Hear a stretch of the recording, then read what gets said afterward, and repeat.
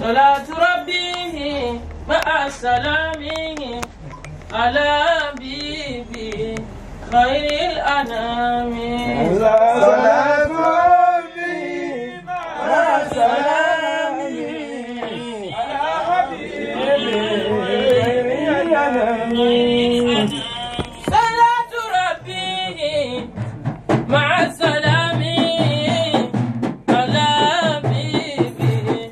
خير الأنام. صلاة ربي مع السلام على حبيبي السلام على بيبي خير الأنام. صلاة ربي مع السلام على حبيبي خير الأنام. بعد الشوف فيه دان القدوم ما شاء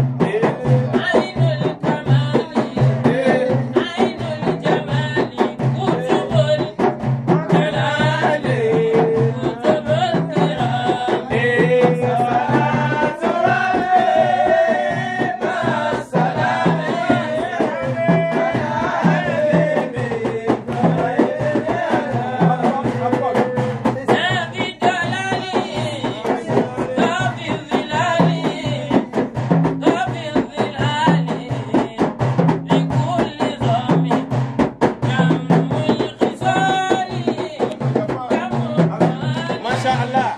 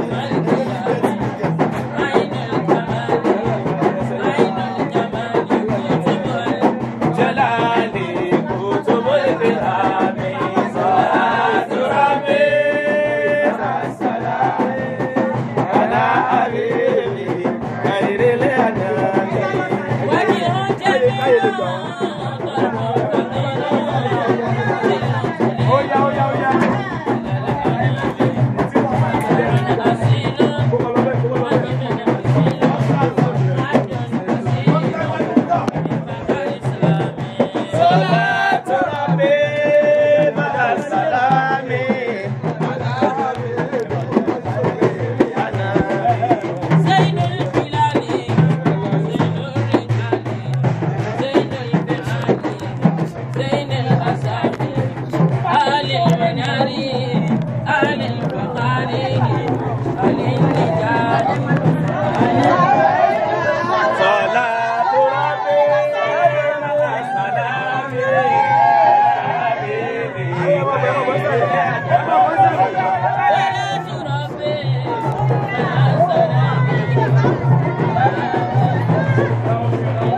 مع السلام على حبيبي خير الأنام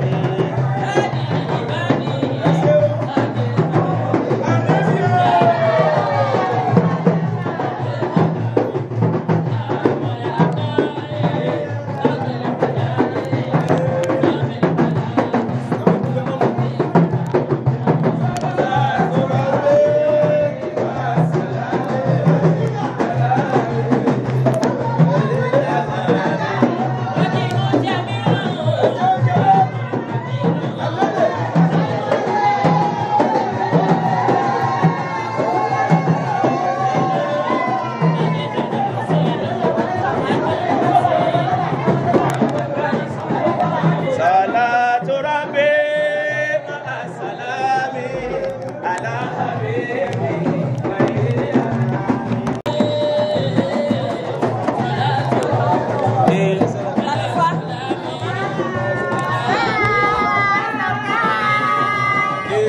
صلاة ربي مع السلام على حبيبي خير الأنام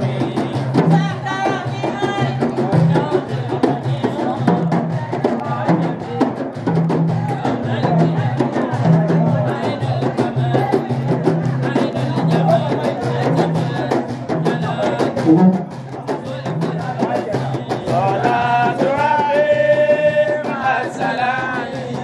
على حبيبي خير الأنام العبادي جعل الأهادي جعل الظلام هام الأقائق غوث الخلائق صافي الخلائق كافي الزنام صلاة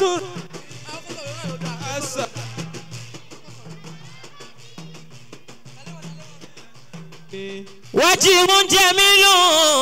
ظرف كظيل ذل ظليل على الأنام فخر أصيل مجد أصيل خد أصيل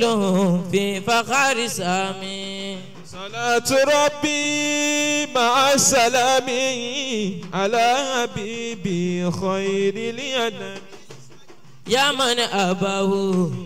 بما أباه ثم اصطفاه أبو لي مرامي ربي مه أني ما كان مني سوءا فإني بك اعتصامي صلاة ربي مع السلام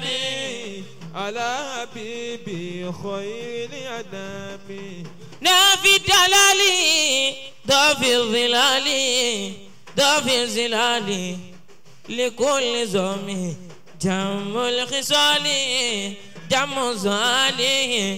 جم النوال نادى رامي صلاة ربي مع سلامي على حبيبي خير الأنام ذاك رفيع الجوز المنيع ذاك شفيع يوم القيامة عين الكمال عين الجمال كتب الجلال كتب الكرام صلاة ربي مع السلام على حبيبي خير الأنام يا ربي كفر ذنوبي واستر عيوبي واكشف كروبي واغفر أثامي حقق منانا فيك امتنانا واغفر حنانا بذا الإمام كنا لبلايا وافتح لعنايا دم الهدايا سبل السلام وارزق لنا يا بار البرايا عند المنايا حسن الختام صلاة ربي مع السلام على حبيبي خير الأنام. صلاة ربي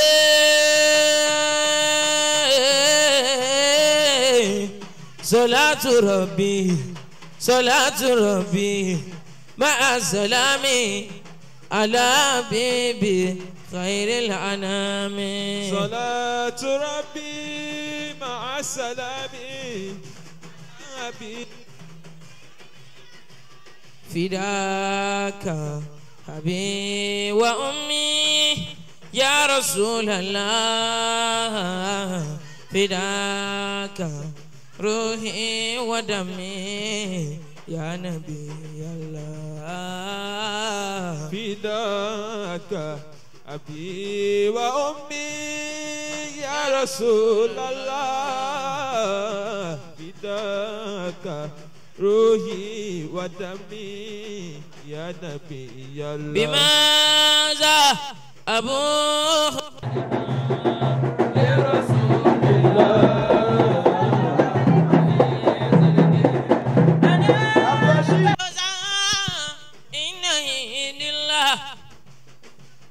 لقد أتيت نحو إبي زانبي الله بواصلكم لروم دوما يا رسول الله. فداك أبي وأمي يا رسول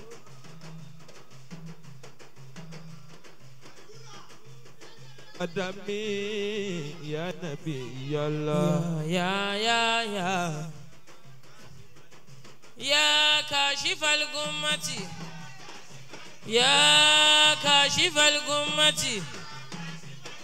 مزمل مدفر يا كاشف الغمة يا كاشف الغمة كاشف يا مصطفى سيدي يا مصطفى سيدي يا مصطفى سيدي يا مصطفى سيدي يا مصطفى سيدي يا نور نوري يا نور الهدى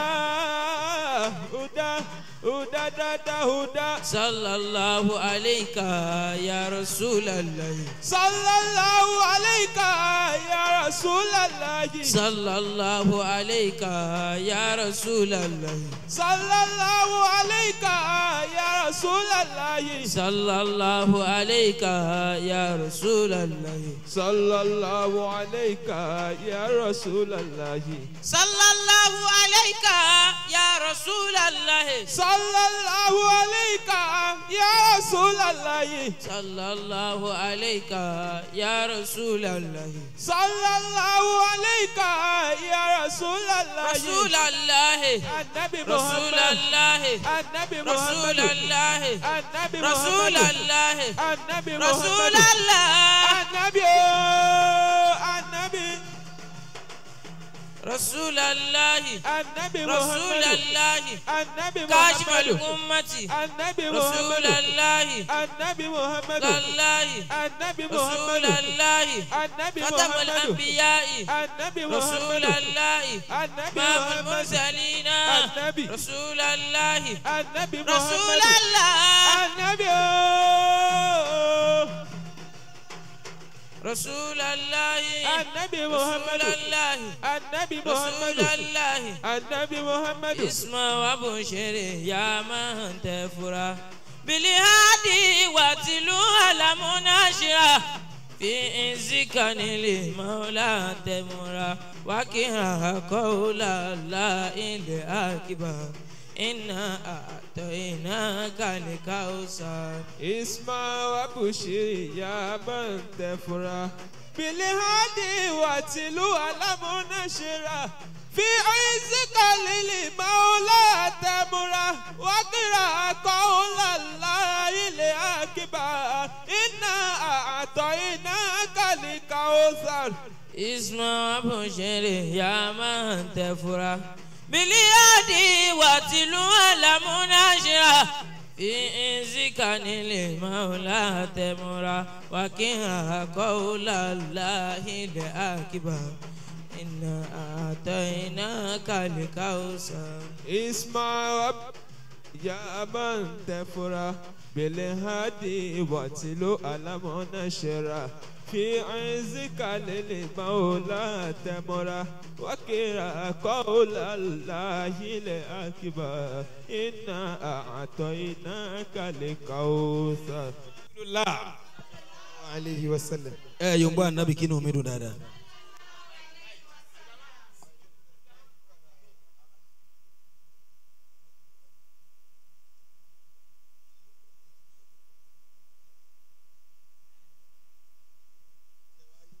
Muhammad Rasulullah. Baba. Amin. Anakumullah. Ini anakumullah. Anakumullah. Anakumullah. Ejatuni anakumullah. Anakumullah. Maulana ni àwọn tí ẹ mọ̀ nta wọn bá wí. Baba gbogbo gbalẹ̀ ń sọ̀rọ̀. Ó ní ànídìí kẹ́ stress ara yín. Ẹni di rest ṣe mọ̀. Kódà gan ojú oorun láti wá gbé bàbá wọn ọmọ ogun tó ń ṣẹlẹ̀ yìí àti yí gbogbo tá a tó kalẹ̀ yìí kò yé wọn sí irú èèyàn tán jẹ́ nìyẹn because he is not created because of himself. I've been saying this and I will keep to say it. Baba is created for the entire world and that is why you see him stressing himself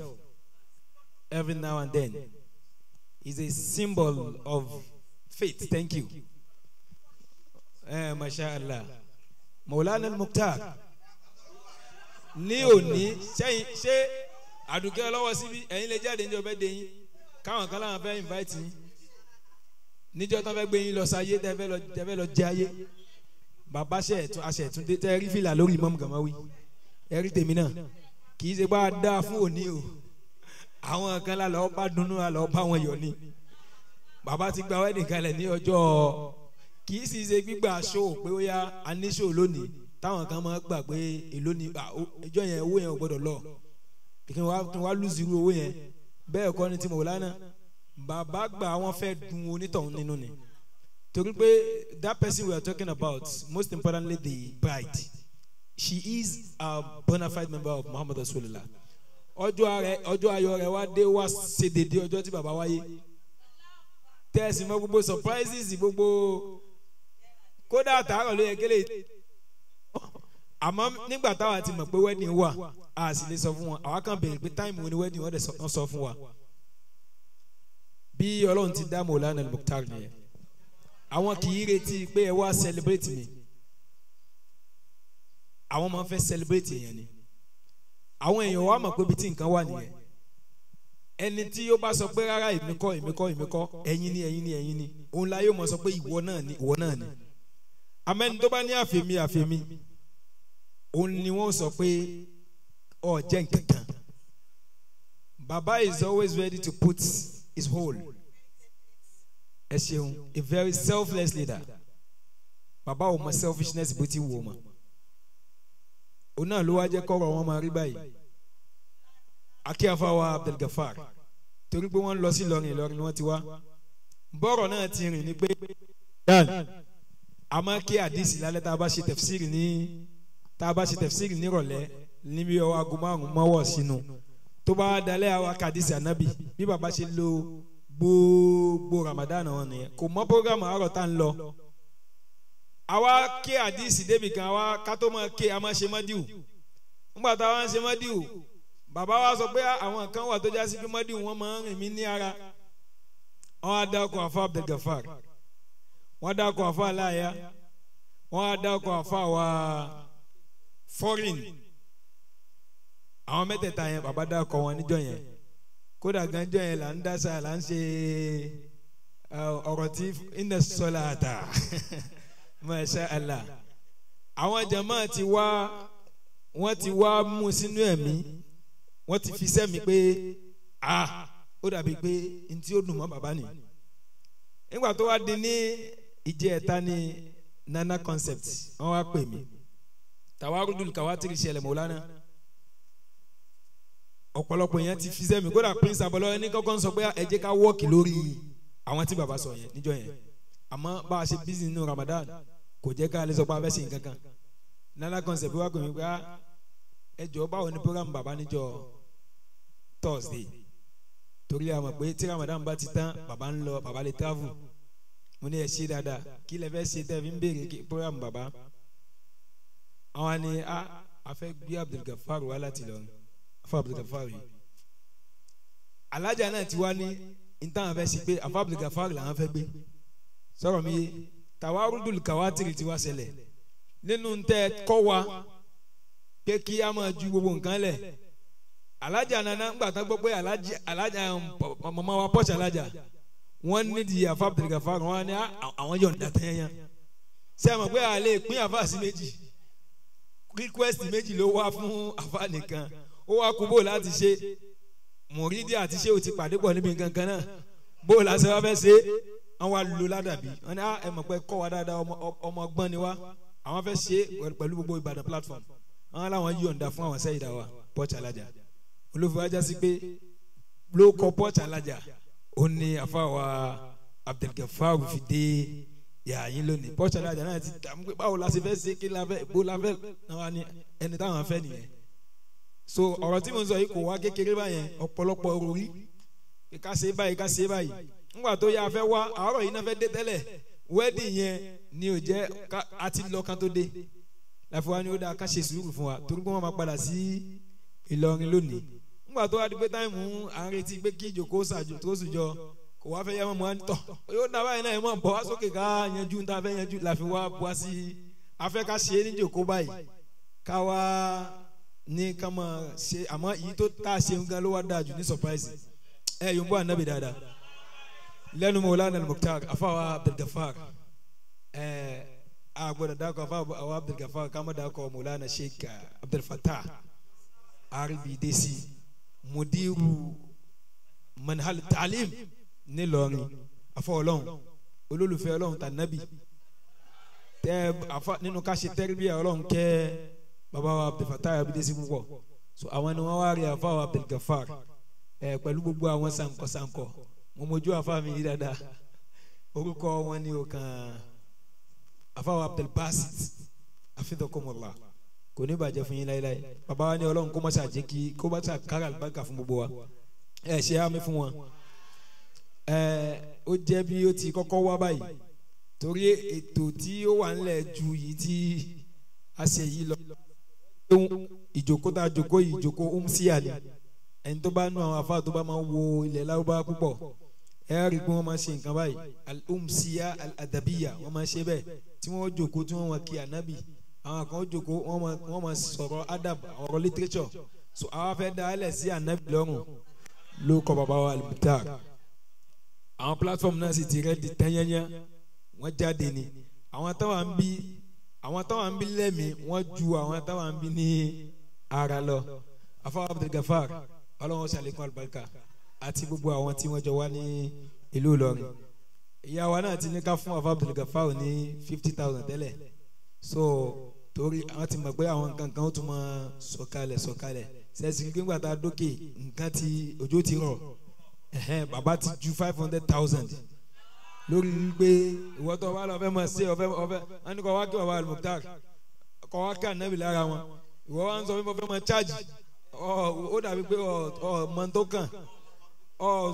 kí ànábì lára wọn kó bí nǹkan jáde ṣé táwọn Abdulgafar bá fẹ́ chájì sẹ́ni chájì 500 ni wọ́n ní chájì 500 so kó mọ̀ sáà jẹ́ kí a rí àwọn Maulana pẹ́ ẹ jẹ́ ṣe iná àtẹ̀yìnà kan Salatul Fati káṣí Mukhtari lẹ́yìn rẹ̀ kí àwọn bàbá tó wá bílẹ̀sì afa Abdulgafar ká kọ́kọ́ fún bàbá nìyẹn náà bisimilahi rahman rahim inna a'tainaka al-kawthar imam kuba kun àárín tí yóò fasalli li rabbika wanhar inna shani'aka huwal abtar اللهم صل على سيدنا محمد الفاتح لما أغلق والخاتم لمن سبق ناصر الحق بالحق والهادي إلى صراطك المستقيم وعلى آله حق قدره ومقدار العظيم اللهم صل وسلم ويا جاجوكي على سيدنا محمد bàbá ló ní o sọláta àmì tó àbímú bíyá ìlàyà ní ìbàdàtà ọlọ́njárí bàbá pẹ́ wàtúnà kébìyà ọlọ́run kọ̀lé bí mi jẹ́ mi má dàgbà rú mọ́ wọn lọ́wọ́ wọ́n tẹ̀rọ amú níbi àfilẹ̀ àtìgbà àtàgbà ọlọ́run má bàkan jẹ́ o wà fi lè mọ̀mọ́ tì í ya Rabbal alamin Muhammadun Rasulullah sallallahu alayhi wa sallam. ó yẹ jẹ́ ni anakumullah ẹ̀tún ni anakumullah anakumullah. àwọn baba làwọn olóró táwọn fẹ́ sọ.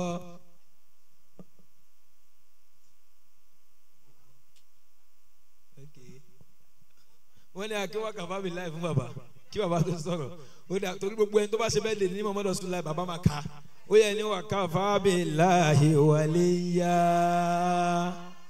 wà kàfá billahi nasira.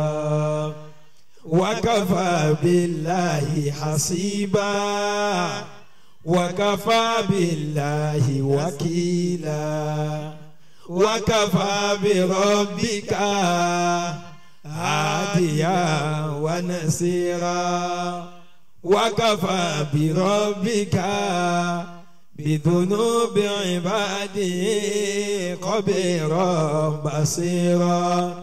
وكفى الله للمؤمنين القتال وكان الله قويا عزيزا أما حميثا له حتما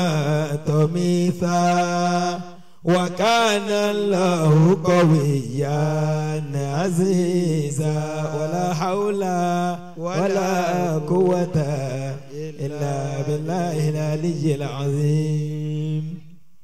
أمي الله باوكو أمي الله بيوكو ما شاء الله محمد رسول الله. àwọn baba ní ẹ ṣeun gan àwọn dúpẹ́.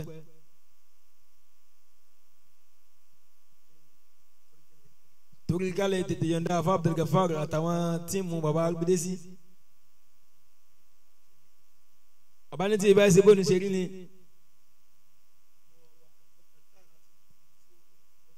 bàbá táyà láti kọ̀ǹtó emotion torí emotion yẹn lẹ́nu jẹ́ mẹ́ta yìí ó tiẹ̀ ti wá kọjá bẹ́ẹ̀ wàláì. Allahumma salli ala Muhammad wa sallim. ẹ̀yin lẹ́sẹ̀ yìí wò. anakumala. tí ibà ṣe bẹ́ẹ̀ ni bí afa Abdul Gafar ti ṣe mọ́dí yẹn alẹ́ káwọn ọmọ ẹjọ́ ni tó bá gbé yẹn kan ní kí ànábì bẹ́ẹ̀ bàbá ká tó débi bí nígbà tá a dé láti wẹ́ ni bàbá ti kọ́ yìí lórí ìjòkó wọn ni ẹ mọ̀ wọ́rí à ń bọ̀ á ka yín mọ́ èyí sọ́sẹ́ mi èyí gbọ́dọ̀ fún yín lára mo bá wo jẹ́ nù. bàbá làwọn ó sì jó sórí yẹn àmọ́ kò ní jó ni torí jọ́ tí bàbá bá ń ṣe nǹkan báyẹn bàbá ò ní bàbá pẹ̀fẹ́ kí wọ́n máa ṣe ká máa wá bọ̀ jó bọ́lá ti dá wọn nù. tí bàbá bá ń jó sí lónìí ẹni tí bá ń rí fídíò kò ní mọ̀ pé torí ànábì tí wọ́n ń kọ kínní fún ni bàbá fi ń jó yóò rò pé torí títí ara wọn ni. ó ti wá jẹ́ mixed feeling fún bàbá. ó yẹ kí bàbá ó máa náwó ká máa ká kó padà ká máa na ẹsẹ̀ síwájú ká máa nítorí ànumọ́dún ní pọ̀ bàbá máa bí mọ́dún yẹn dáadáa wọ́n dẹ̀ sọ́njọ́ ni wọ́n lérò bẹ́ẹ̀ wọ́n ń sọ ni pé nínú àwọn mọ́dún tèmi gbádùn téèyàn ti fi kí ànábì báyìí bẹ́ẹ̀ báyìí bẹ́ẹ̀ báyìí bẹ́ẹ̀. Ìbàdàn la lọ bẹ́ẹ̀ ni ẹ lọ Ìbàdàn jẹta tó yẹ ká mọ lọ́jọ́ kejì ọdún tó yẹ ká mọ rẹ́sítì.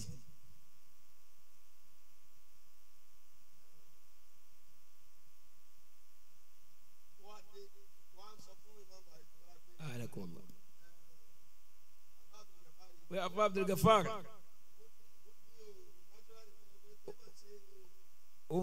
òun ni ò sí nítòsí ara.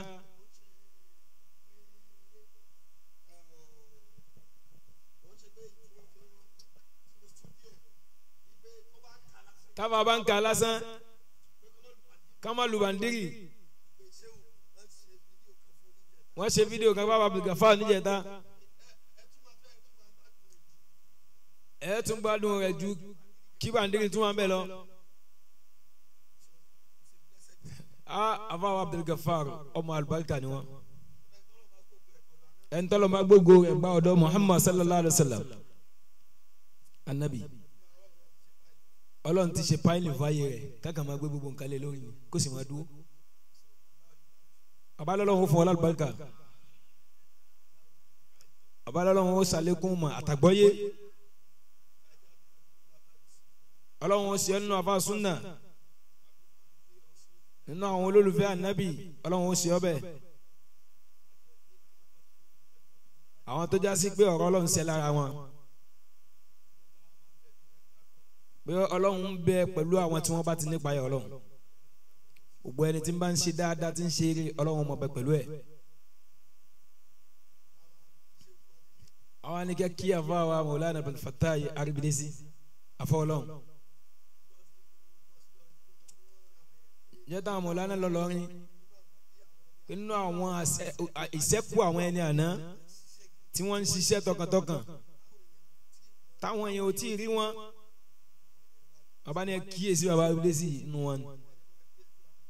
ẹ sì máa kíyèsí gbogbo tí ó máa jáde lára wọn nínú ẹ̀ náà ni ìyá nọ́ọ̀sì náà ti wà tí ìyá nọ́ọ̀sì bá kọrin bọ ẹ máa sunkún ni. mo wọlé ayé wíwá mi ò ẹ̀rọ lọ́hùn mi bá mi ò jàre owó tí náà ti bá iná gbogbo báyìí ọ̀pọ̀ ń bẹ̀ ọlọ́mọdé ó bàjẹ́ wala quwwata illa billahil aliyyil azim. ẹ̀yin jama wa baba ní sẹ́ ẹ̀rẹ́ yìí ti yín ṣé ká yọ̀ǹda àwọn baba ní ká yọ̀ǹda ẹni kẹ́yìn tó gùn náà bọ̀ wàá gbọ́ baba Sheikh Abdul Basit ẹ̀kọ́ àdó ti àwọn baba masha Allah masha Allah masha Allah àwọn afa yìí gbá bàndìrì kí ló dé.